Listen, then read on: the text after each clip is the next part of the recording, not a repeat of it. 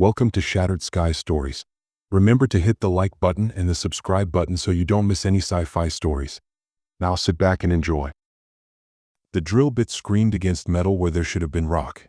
Dr. Elara Fletcher yanked the emergency stop as sparks erupted from the borehole, her hands trembling as the industrial machinery ground to a halt. 30 meters down, something that definitely wasn't sedimentary rock had just sheared the diamond-tipped bit clean off its housing.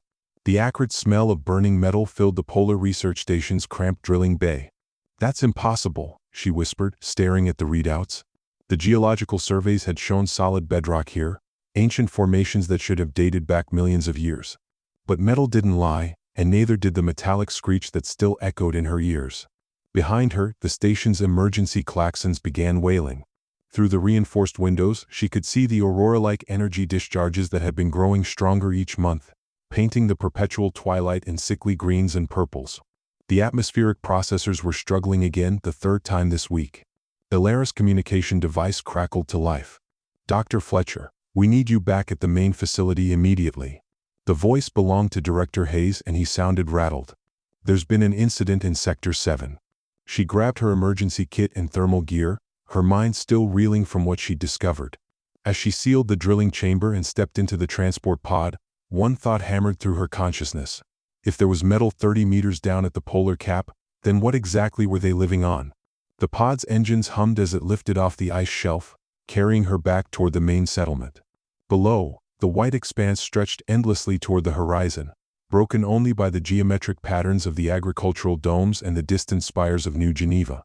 It looked like any other Arctic landscape, but now Elara couldn't shake the feeling that she was seeing it for the first time.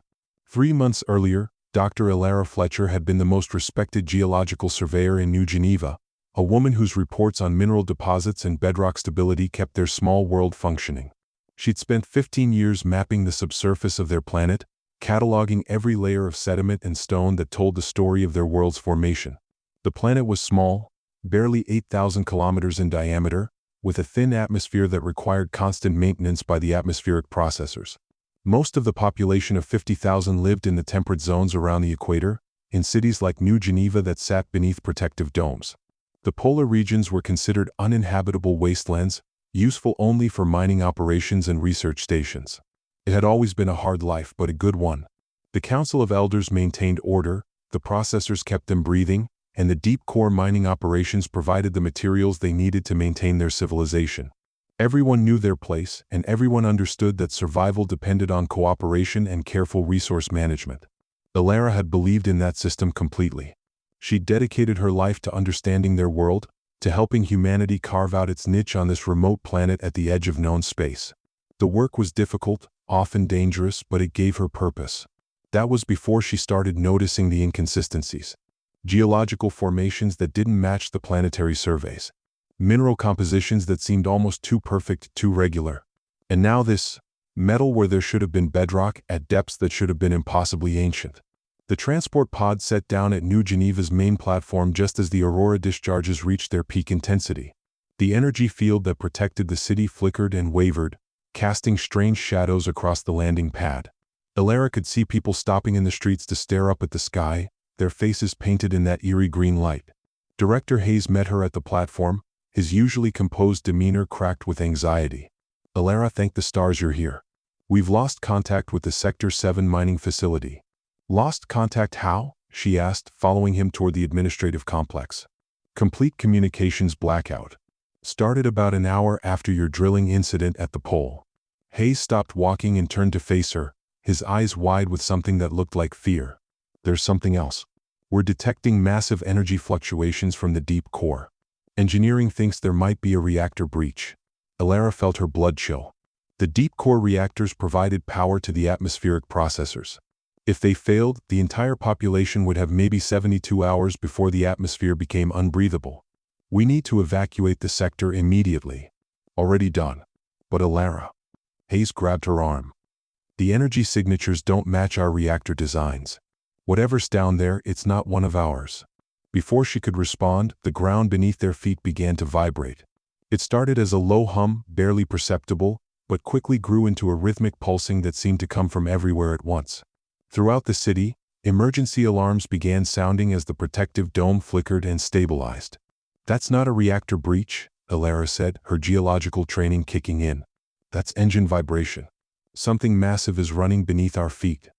Hayes stared at her in confusion, but before he could ask what she meant, a new voice cut through the chaos. Dr. Fletcher. The voice came from behind them, smooth and cultured despite the emergency. Elara turned to see a woman in pilot's gear approaching. Tall, dark-skinned, with a kind of steady composure that came from years of handling crisis situations. I'm Commander Eliza Rocha, Deep Space Navigation. We need to talk. Not now, Hayes interjected. We have a crisis too. The crisis is why I'm here, Rocha said firmly. She looked directly at Elara. Dr. Fletcher, you discovered metal at the polar drilling site, didn't you? Something that shouldn't be there? Elara nodded slowly. How did you? Because I've been tracking stellar positions for 3 years and they're wrong. Rocha's voice carried the weight of absolute certainty. The star patterns don't match any geological time frame for a planet this old. We're not on a planet, Dr. Fletcher. We're inside something. The implications hit Elara like a physical blow. If Rocha was right, if they weren't on a planet at all, then everything she'd spent her career studying was a lie. The geological formations, the mineral deposits, even the bedrock itself would have to be artificial constructs. That's impossible, Hayes stammered. The surveys, the core samples. We're all taken from an engineered surface, Elara said, her mind racing through decades of data with new understanding. The metal I hit today, it's not ore. It's hull plating. The vibration beneath their feet intensified, and somewhere in the distance, they could hear the sound of structural stress, metal groaning under pressure. The emergency klaxons were joined by a new alarm, atmospheric breach warnings. We need to get to the council chambers, Hayes said, his face pale. If what you're saying is true. His words were cut off by an explosion that lit up the northern horizon. Through the dome's transparency, they could see a pillar of fire rising from the direction of Sector 7. But this wasn't the orange glow of burning fuel or the white flash of an electrical fire. This was something else entirely, a column of sickly green radiation that pulsed with the same rhythm as the vibrations beneath their feet. Engine failure, Rocha said grimly. Whatever's keeping us moving through space, it's dying. As if summoned by her words, figures began emerging from the smoke and radiation at the city's edge. At first, Elara thought they were rescue workers or evacuees from Sector 7. But as they drew closer, she realized these weren't quite human anymore. They moved with an odd, jerky gait, their forms distorted by what looked like protective suits or environmental gear. But the suits seemed fused to their bodies, organic and technological elements blended together in ways that hurt to look at. Mutants, Hayes whispered. But that's impossible. The radiation levels would kill anyone long before. The lead figure raised what might have been an arm, and a voice echoed across the plaza, not spoken through the air, but transmitted directly through the ground vibrations, felt as much as heard. Surface dwellers, the voice said, carrying undertones of both sorrow and menace. You have tried to wake the sleeping giant. You have tried to heal what must remain broken. This cannot be allowed. The figures began advancing toward the city center, their movements coordinated despite their apparent mutations. As they walked, the very air around them shimmered with heat distortion, and the plants and structures they passed began to wither and corrode. Elara grabbed Rocha's arm.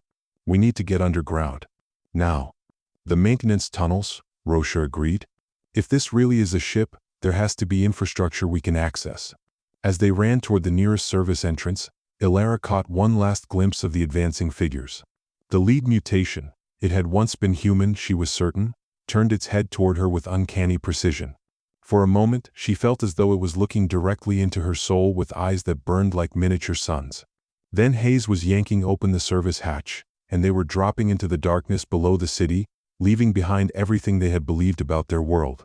The maintenance tunnels beneath New Geneva were a maze of pipes, conduits, and access ways that Elara had never imagined existed. Emergency lighting flickered sporadically, casting dancing shadows as they made their way deeper into the infrastructure that kept their city alive. The air was thick with the smell of ozone and heated metal, and that persistent vibration had grown stronger, making every surface hum with barely contained energy. These tunnels are too sophisticated for a frontier colony, Rocha observed, running her hand along the wall. Look at this construction, seamless metal fabrication, integrated systems. This is ship architecture, not planetary infrastructure. Elara nodded, her geological eye now reinterpreting everything she saw. What she had always assumed were natural cave systems extending beneath the city were clearly artificial. corridors and chambers carved from the hull of something impossibly vast. How big would a ship have to be to house 50,000 people and make them think they were living on a planet? World ship class, Rosha said grimly. The theoretical minimum would be about 8,000 kilometers in diameter. Generation ships designed to carry entire civilizations between stars. Generation ships are theoretical, Hayes protested, though his voice lacked conviction. No one's ever built anything like that. No one we remember building anything like that, Rosha corrected. But if we've been traveling for centuries, for generations, the original records could have been lost or deliberately suppressed.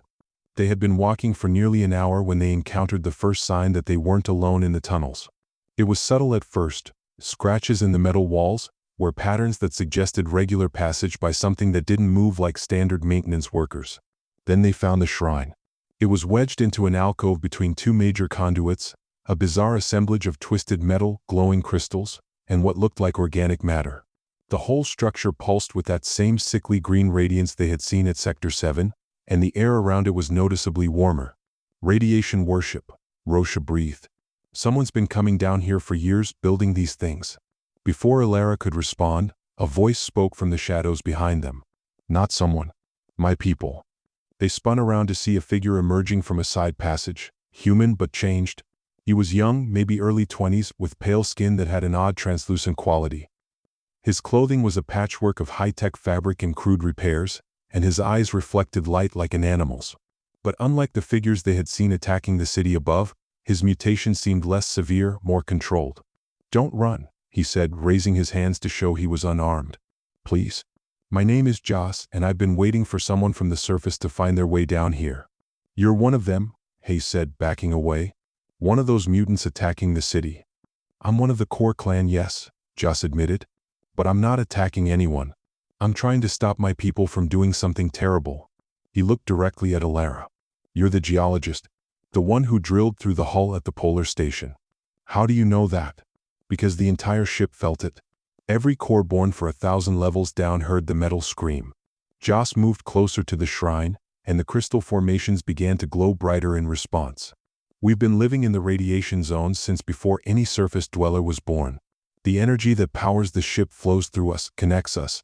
When you broke through the outer hull, it was like someone drove a spike into our nervous system. Alara stared at him, trying to process what he was saying. You're talking about the ship like it's alive. It is alive in a way. The fusion cores that drive us through space have been failing for decades. The radiation that leaks from them has changed my people, given us abilities the surface dwellers don't have. But it's also killing us slowly. Joss touched one of the glowing crystals, and for a moment his skin became completely transparent, revealing a network of energy patterns flowing beneath. The core prophet says this is evolution, that the radiation is a gift that makes us superior to surface humanity. But I've seen what it really does. I've watched friends and family waste away, their bodies consuming themselves from the inside. The core prophet, Rosha said. That's your leader? Gordon Clay. He's been guiding the core clan for 30 years, ever since the last major engine failure. Joss's voice carried a mixture of respect and fear. He's the most changed of all of us, barely human anymore. But he's also the most powerful. The ship's systems respond to his thoughts, and the radiation obeys his will. And he's the one trying to stop us from fixing whatever's wrong, Alara guessed. Joss nodded.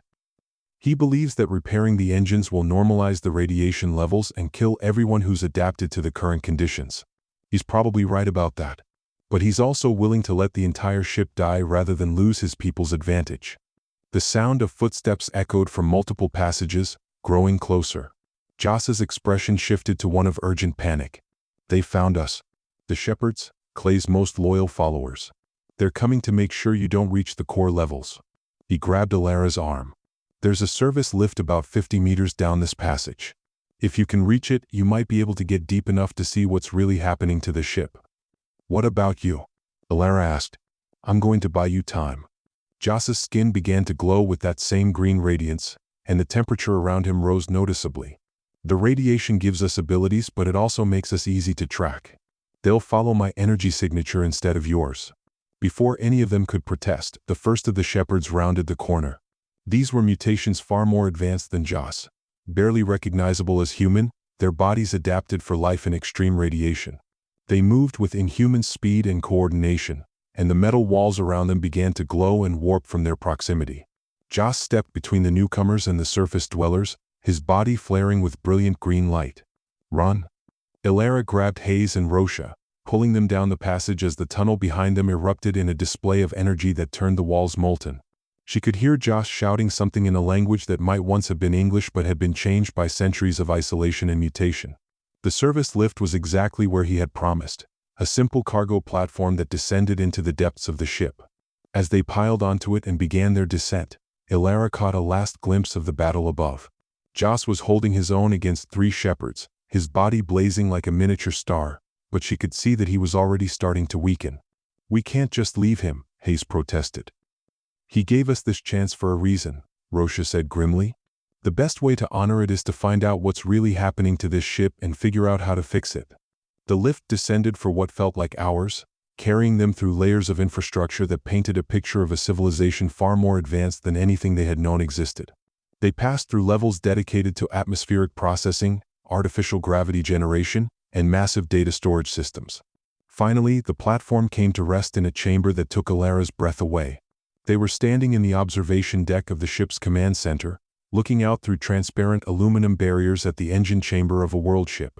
The space was vast beyond comprehension, kilometers across and stretching away into the distance like a metallic canyon. At its center, a series of massive fusion reactors pulsed with contained stellar fire, their energy flowing through conduits that spread throughout the ship like arteries. But the system was clearly failing. Whole sections of the reactor assembly were dark, their fusion chambers cold and dead. The conduits that should have been carrying power were cracked and leaking radiation into the surrounding space. And everywhere, covering the dead machinery like a living carpet, were the habitats of the core clan. "My God," Hayes whispered. "They're not just living in the radiation. They're farming it."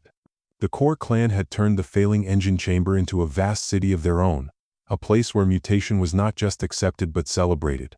Crystalline structures grew from the reactor housings like coral reefs, each one pulsing with captured radiation. Organic gardens of mutated plant life thrived in the lethal environment, and figures that had once been human tended them with the care of master gardeners. At the center of it all, built around the ship's primary fusion core, was a structure that could only be described as a cathedral.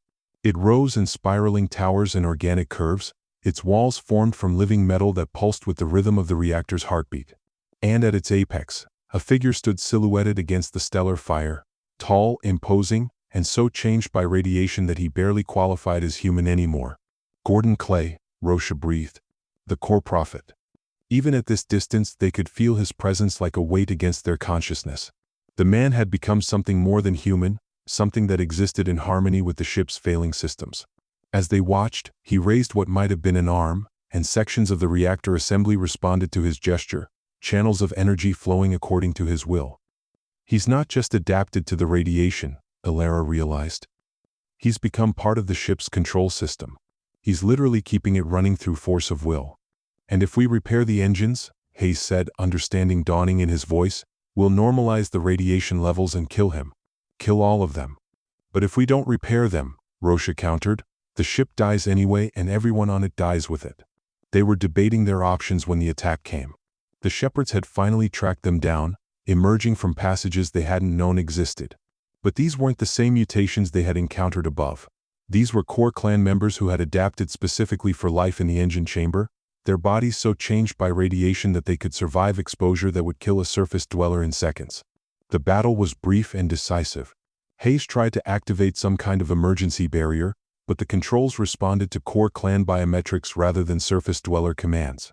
Rosha managed to get off a few shots with her sidearm before the weapon's electronics failed in the radiation field. And Elara found herself face to face with one of the shepherds, looking into eyes that burned like miniature stars. "Surface dweller," it said, its voice carrying harmonics that seemed to come from the ship itself. "You seek to heal what must remain broken. You would murder 1,000 children to save 50,000 strangers." "I seek to save everyone," Elara replied, trying to keep her voice steady. "There has to be a way to repair the ship without killing your people." The shepherd tilted its head with an oddly human gesture. "The core prophet has foreseen your coming. He knows your heart, surface dweller. You would sacrifice us for the greater good, just as your ancestors sacrificed us when they banished us to the radiation zones." Before Elara could ask what he meant, the shepherd gestured, and she felt her consciousness being pulled into the ship's systems. For a moment, she experienced what it was like to be part of the core clan, to feel the pulse of the fusion reactors as her own heartbeat, to sense the flow of energy through the ship's systems as clearly as her own blood flow. It was overwhelming, intoxicating, and utterly addictive. "This is what we would lose," the shepherd said. "This connection, this unity with the ship itself. Your repairs would make us merely human again." Then the connection was severed, and Alara found herself back in the observation chamber, gasping for breath. Hayes and Rosha were unconscious beside her, stunned by weapons she hadn't seen fired. The shepherds were already retreating, their message delivered. "You have until the next reactor cycle to decide," the lead shepherd called back. "Abandon your repairs, or watch as the core prophet ensures they can never be completed." Alone in the observation chamber, Alara tried to make sense of what she had experienced. The core clan's connection to the ship was real, she had felt it herself. They weren't just living in the radiation zones. They had become part of the ship's operational systems, biological components in a vast machine that spanned thousands of kilometers. But she had also seen the truth that the core prophet was trying to hide. The ship was dying, its fusion cores failing one by one. The radiation that the core clan depended on was a byproduct of system failures, not a natural state. Left unchecked, the engines would fail completely within a few years, and the ship would drift dead in space while its 50,000 inhabitants slowly suffocated. When Hayes and Rosha regained consciousness, she shared her revelation with them. "So we're caught between two forms of genocide," Rosha summarized grimly. "Repair the ship and kill the core clan through radiation normalization, or leave it broken and watch everyone die slowly. There has to be a third option," Alara insisted.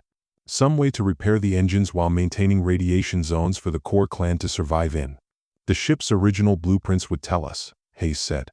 "If we could access the construction records, the original engineering specifications, we might find a way to modify the repairs to accommodate both populations." "Those records would be in the command center," Rosha said. "The real command center, not these observation chambers. It would be at the ship's center of mass, probably heavily protected." Getting to the command center meant traversing the heart of core clan territory.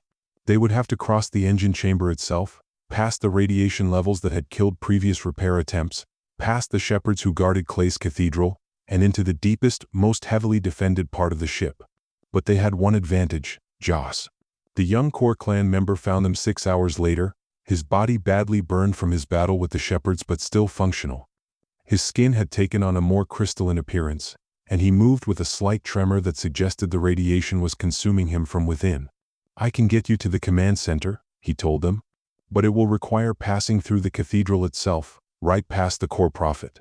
And if he detects surface dwellers in his sacred space, he'll kill us," Alara said. "Worse, he'll absorb you into the ship's systems, make you part of the collective consciousness that's keeping the engines barely functional. You'll live forever, but you'll never be yourself again." Despite the risks, they had no choice. The ship's deterioration was accelerating.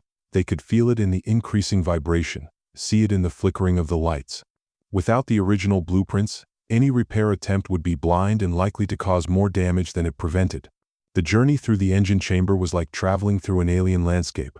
The core clan had terraformed the radiation zones into something that could support their mutated life, but it was beautiful in its own way. Gardens of crystalline plants that fed on pure energy grew in impossible spirals around the reactor housings. Streams of liquid metal flowed through channels carved in the ship's structure, carrying power to distant systems. And everywhere, the core clan tended their domain with the devotion of priests maintaining a holy site. At the cathedral's base, they encountered the full extent of Gordon Clay's transformation. The core prophet had become something more than human, his body integrated with the ship's systems so completely that it was impossible to tell where he ended and the machinery began. Cables of living metal extended from his spine into the reactor core, and his nervous system had been replaced with fiber optic networks that carried data at the speed of light. "He's not controlling the ship," Rosha whispered as they observed from the shadows. "He's the ship. At least, the parts of it that are still working." They waited until Clay entered what appeared to be a meditative trance, his consciousness distributed throughout the ship's networks, before making their move. The command center was located directly beneath the cathedral, accessible through maintenance tunnels that the core clan used for their own purposes. The command center was a museum of humanity's greatest achievement. Wall-mounted displays showed the ship's construction in orbital shipyards around distant stars, the careful engineering that had gone into creating a mobile world capable of sustaining human civilization across interstellar distances. The central holographic display showed their current position, deep in interstellar space, thousands of light years from any star system, following a trajectory that would take them to another galaxy entirely. "We're not just traveling between stars," Hayes breathed. "This is an evacuation ship. Humanity was fleeing something." The records told the story. Earth's solar system had been consumed by some kind of stellar catastrophe, forcing the evacuation of the entire human race aboard hundreds of world ships like this one. Their destination was the Andromeda Galaxy, a journey that would take hundreds of thousands of years even at their current speeds. But the trip was supposed to have been managed by advanced artificial intelligences, with the human population kept in suspended animation for most of the journey. Instead, the AI systems had failed early in the voyage, forcing the passengers to adapt to life aboard the ship. Generations had passed, knowledge had been lost, and eventually the surface population had forgotten they were even traveling. The core clan was a different story. They were the descendants of the ship's original engineering crew, the people who had stayed awake to maintain the systems during the early years of the voyage. When the radiation shielding had failed, they had adapted rather than die, their bodies changing to survive in environments that would kill normal humans. Over the centuries, they had become the ship's immune system, fighting off any attempts to change the status quo that they perceived as threats to their existence. Clay isn't the villain here, Ilara realized, studying the historical records. He's trying to save his people the only way he knows how. But he doesn't understand that saving them means dooming everyone else. The discovery left them paralyzed with indecision. The original ship specifications did show ways to maintain controlled radiation zones while repairing the primary engines, but implementing those repairs would require core clan cooperation. And Clay had made it clear that he would rather see the ship die than risk his people's adaptation. "Maybe we should just tell him," Hayes suggested. "Show him the original records. Make him understand that we're not trying to commit genocide." "He already knows," Joss said quietly. "The core prophet has access to all the ship's records through his neural interface. He understands exactly what the repairs would accomplish and what they would cost. He's made a conscious choice to prioritize the core clan's survival over the ship's mission." "Then what do we do?" Rosha asked. Before anyone could answer, alarms began sounding throughout the command center. Clay had awakened from his trance and discovered their presence. Through the displays, they could see shepherds converging on their location from throughout the ship. And Clay himself was beginning to move, his massive form rising from the cathedral's central chamber like a vengeful god. "He's coming," Joss said, his voice filled with both awe and terror. "The core prophet is coming to judge you himself." They had minutes before Clay and his shepherds reached the command center. In that time, they had to formulate a plan that could save both the ship and the core clan, or at least die trying. "The radiation zones," Ilara said, studying the ship's specifications with desperate intensity. "The original design included them as quarantine areas in case of contamination. If we can restore the primary engines while keeping the secondary reactors in controlled failure mode, we can maintain the radiation levels the core clan needs while still providing power to keep the ship operational." "That's not a repair," Rosha protested. "That's a fundamental redesign of the ship's power systems. It would take years of work, and we'd need core clan cooperation to access the reactor chambers." "Then we convince them to cooperate," Ilara said. She turned to Joss. "You said there are others like you, core clan members, who are horrified by what Clay is doing. How many?" "Maybe a few hundred out of several thousand. But they're afraid to speak out against the core prophet. He has the power to cut them off from the ship's energy network, and that's a death sentence for us." "What if he didn't have that power anymore?" Ilara asked. She was staring at the command center's primary control interface, a quantum processing system that connected to every part of the ship. "What if the ship's systems responded to multiple users instead of just one?" Hayes caught on immediately. "You want to reprogram the ship's authorization protocols. Distribute administrative access among multiple users so Clay can't maintain absolute control." "It's possible," Joss said slowly. "But it would require physical access to the core processing units, and those are integrated into the cathedral itself. We'd have to go through Clay to reach them." "Then that's what we do," Ilara said with more confidence than she felt. "We face the core prophet directly and convince him that cooperation is the only way to save everyone."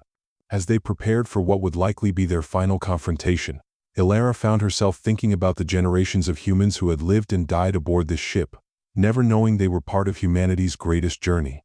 Surface dwellers who had built entire civilizations in the belief they were colonizing a new world. Core clan members who had sacrificed their humanity to keep the ship running, becoming living components in a machine larger than any city.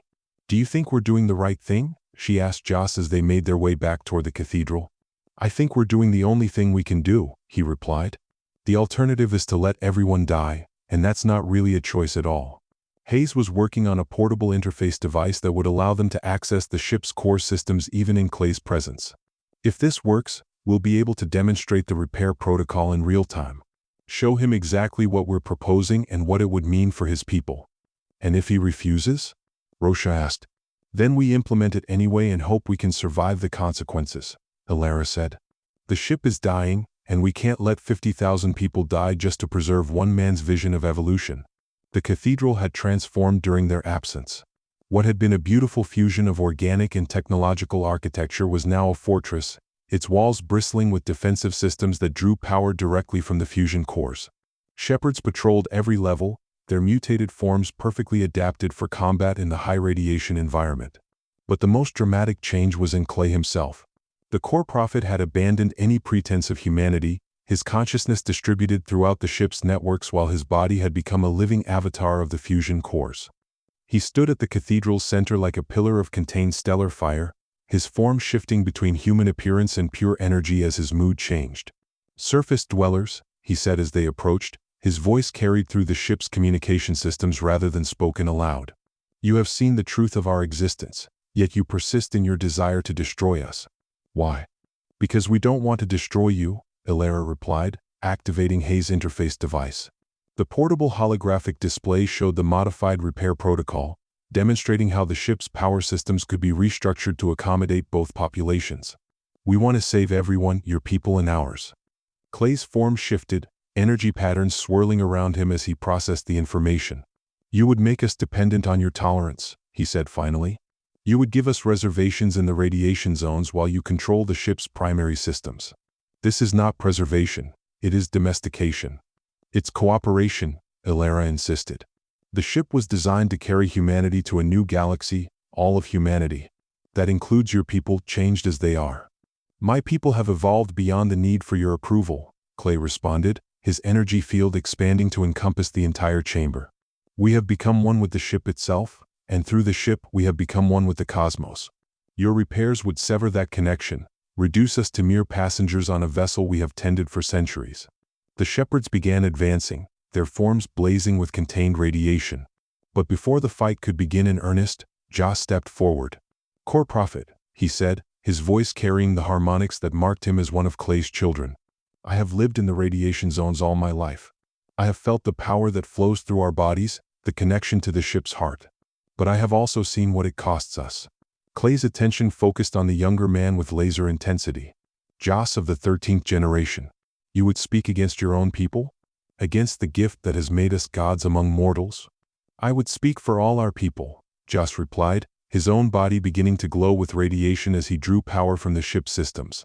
"The children who die before their 10th birthday because their bodies can't process the energy levels. The elders who fade into the ship's networks because their human minds can no longer contain the data flow.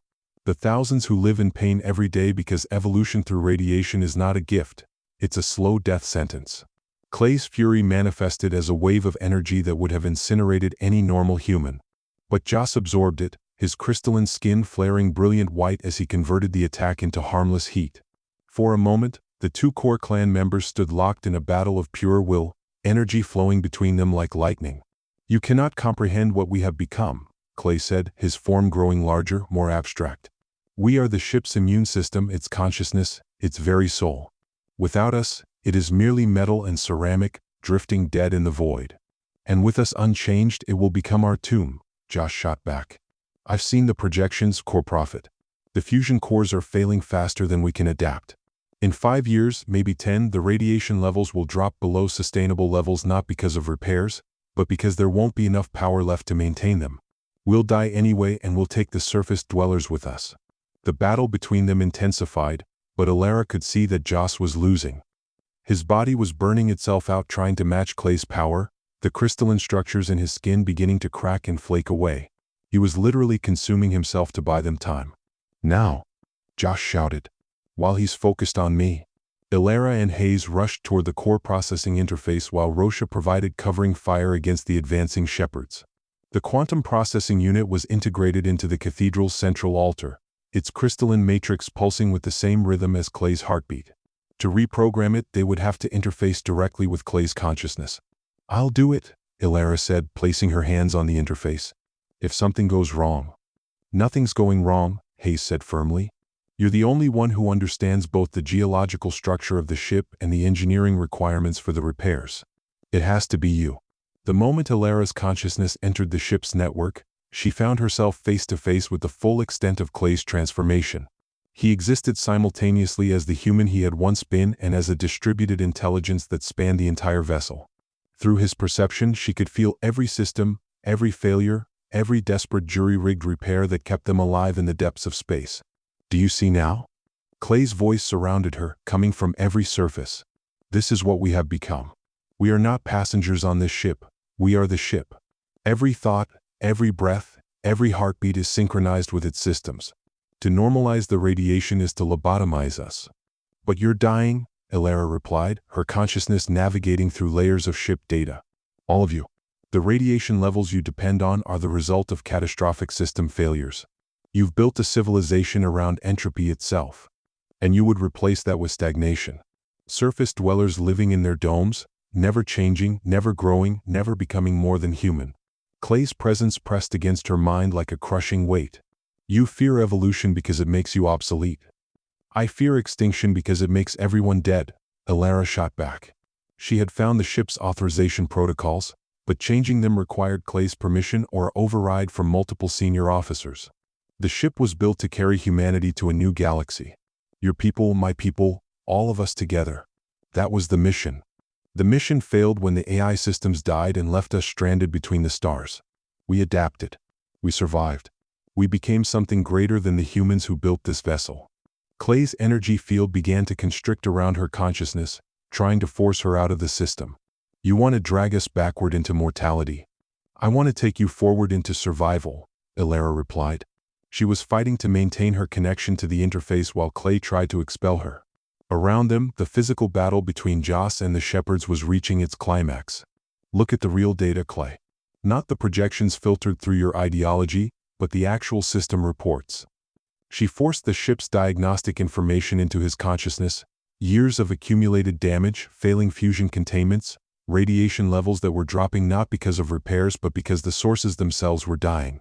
The core clan's adaptation had been successful, but it was ultimately temporary. The ship was consuming itself to maintain their environment, and when it finally died, they would die with it. For a moment, Clay's presence wavered. She could feel his superhuman intelligence processing the information, running projections, calculating possibilities. When he responded, his voice carried a note of something almost like despair. "Even if you are correct, even if the ship is dying, your repairs would still destroy us. We cannot simply become human again. The changes are irreversible." "They don't have to be reversed," Ilara said. "The ship is huge, Clay.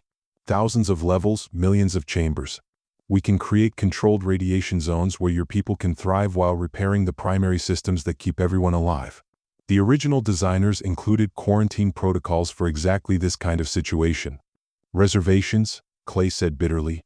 "You would make us pets in our own home." "I would make us partners in saving our home," Ilara corrected. "The core clan has abilities the surface dwellers don't. You can interface directly with the ship systems, work in environments that would kill us instantly. We need you for the repairs to work. But you need us to provide the knowledge and resources to make them possible." The ideological battle might have continued indefinitely, but the physical world intruded with explosive force. Joss had finally exhausted himself fighting the shepherds, his crystalline body cracking apart as he collapsed. But his sacrifice had bought them enough time. Hayes had managed to isolate the authorization protocols, and Rosha had established a defensive perimeter that kept the remaining shepherds at bay. "It's now or never," Hayes called out. "The system is ready for the override, but we need multiple authorizations." Clay's presence in the network suddenly shifted, becoming more focused, more purely human than it had been since their confrontation began. "You would trust us with administrative access to the ship's systems? Even knowing what we have become." "Especially knowing what you have become," Ilara replied. "You understand the ship better than anyone. If we're going to save it, we need your knowledge and your abilities." For a long moment, Clay was silent, his consciousness cycling through possibilities with computer-like precision. Finally, his decision came not as words but as action. Authorization codes flowed through the ship's network, distributed among dozens of core clan members and surface dwellers alike. The ship's systems, which had been under Clay's sole control for decades, suddenly became democratically accessible. The effect was immediate and dramatic. Throughout the vessel, emergency repair protocols activated as core clan members who had been suppressed by Clay's authority began implementing fixes they had wanted to make for years. Surface dwellers found themselves able to access maintenance systems that had been sealed off, their technical knowledge suddenly applicable to the ship's vast infrastructure. "The repairs will take months," Clay said, his form becoming more human as he withdrew from the ship's distributed networks. "And there is no guarantee that all of my people will survive the transition. But you are correct about one thing: death by stagnation is still death." 6 months later, Ilara stood in the observation deck of what had once been the Polar Research Station, looking out at a world that had been utterly transformed.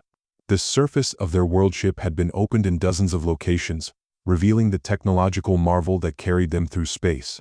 Cities that had once huddled under protective domes now spread across multiple levels, their populations working together to maintain systems they were only beginning to understand. The fusion cores were stable again, their power flowing through repaired conduits to every part of the ship. But in accordance with the compromise she had brokered with Clay, controlled radiation zones had been maintained throughout the vessel. The core clan had not been forced to become merely human again. Instead, they had become humanity's partners in the greatest journey ever attempted. "Status report," she called to Rosha, who had taken over coordination of the ship's navigation systems. "All primary systems are operating within normal parameters," Rosha replied. "We've resumed our original course toward Andromeda, and at our current speed, we should reach the galaxy's outer systems in about 50,000 years." It was a timeline that dwarfed human comprehension, but it no longer felt impossible. They had learned to think in terms of generations, of civilizations that would rise and fall within the ship's hull while it continued its journey through the cosmos. Hayes approached from the newly constructed surface access lifts, his face showing the weariness of someone who had been working around the clock for months. "The integration is proceeding better than we hoped," he reported. "Core clan members are teaching surface dwellers to work in high-radiation environments, while our people are sharing engineering knowledge that helps optimize the ship's systems. We're actually more efficient now than we were before the crisis." "And Clay?" Ilara asked. "Still adjusting to shared authority, but he's been invaluable in the deep repairs. Turns out there were problems we never would have found without someone who could literally interface with the ship's consciousness." Through the transparent barriers, Ilara could see groups of humans working together. Some baseline, others visibly changed by radiation, all of them focused on the task of maintaining their mobile world. Children played in chambers that served as parks, their laughter echoing through corridors that had once been restricted to maintenance personnel only. Joss appeared beside her, his body scarred but healing from his confrontation with the shepherds. The young man had become something of a hero to both populations, a symbol of the cooperation that had saved them all. "Any regrets?" he asked, looking out at the bustling activity below. Ilara considered the question seriously. They had saved the ship and its people, but the cost had been enormous. The comfortable illusion of living on a planet had been shattered forever, replaced by the reality of existence aboard a vessel traveling between galaxies. Many people were still struggling to adapt to the truth of their situation. "None," she said finally. "We're still human, all of us. Changed maybe, but still human. And we're still moving forward, still carrying our species toward whatever comes next. That's worth any price." Above them, the ship's hull had been opened to space, revealing the stars that surrounded their tiny world. They were no longer points of light in an alien sky, but waypoints on a journey that would outlast nations and civilizations. And somewhere ahead, barely visible even to the ship's most advanced sensors, was the glow of Andromeda Galaxy. Their destination, their new home, their future. The worldship's wake continued on its trajectory, carrying 50,000 humans and the hope of an entire species toward the unknown. Behind them, the ruins of Earth's solar system were already invisible, lost in the cosmic distance. Ahead lay possibilities that no generation before them had ever imagined. In the end, that was enough.